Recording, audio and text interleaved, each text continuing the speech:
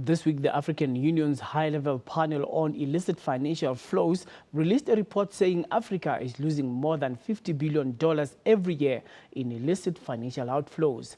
The calls for government to respond effectively is growing.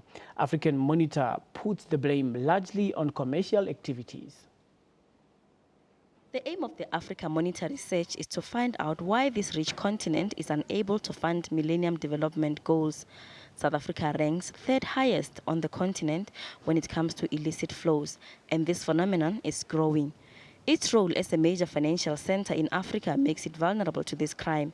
A report by African Monitor says South Africa lost 1 trillion rands between 2002 and 2010 and over 230 billion in 2011.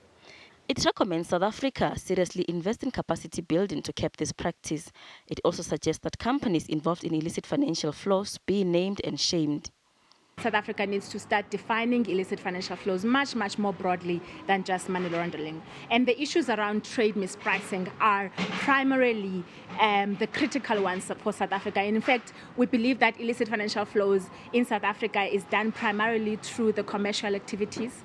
And so we need to put in place much more stricter systems for companies to actually report on their export-import activities, as well as be much more stringent in terms of the taxation laws.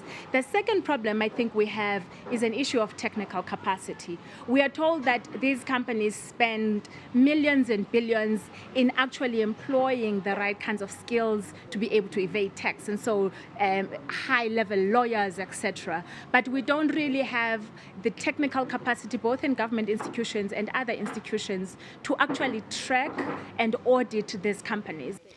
The report has been sent to the Davis Tax Commission to contribute to the tax review. The group is also calling on business to commit to good governance practices to curb illicit financial flows.